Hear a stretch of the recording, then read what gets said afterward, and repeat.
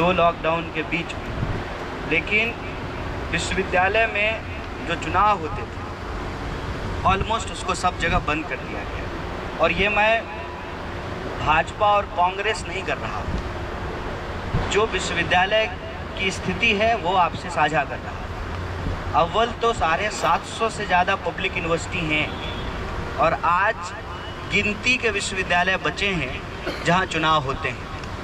अभी तक अगर आप देखेंगे तो पंजाब के चुनाव हुए और वहाँ NSUI ने अध्यक्ष पद भारी बहुमत से जीतकर हासिल किया है। उसके बाद गोवा में चुनाव हुए, वहाँ भी हमने शानदार विजय हासिल किया है। उसके बाद दिल्ली विश्वविद्यालय का चुनाव हो रहा है और इस चुनाव को जब आप देखेंगे, जब ये कई सालों के बाद हो रहा है तो कई तरह की नई परेशानियां और कठिनाइयों का सामना करना पड़ता है। एक चुनाव की अपनी एक परंपरा होती है, एक प्रक्रिया होती है। छात्र समुदाय, छात्र आंदोलन और स्टूडेंट ऑर्गेनाइजेशन बहती हुई नदी के समान होते हैं। इसमें हर साल नई धाराएं जुड़ती जाती हैं और एक धारा जो है उससे अलग होकर के जीवन के दूसरे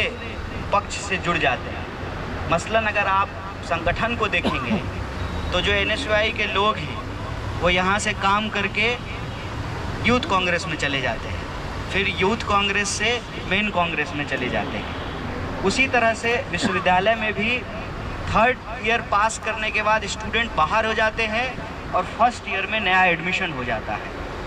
ये पहली बार हो रहा है दिल्ली विश्वविद्यालय में कि 3rd ईयर का स्टूडेंट भी पहली बार वोट करेगा और 1st ईयर का स्टूडेंट भी पहली बार वोट करेगा।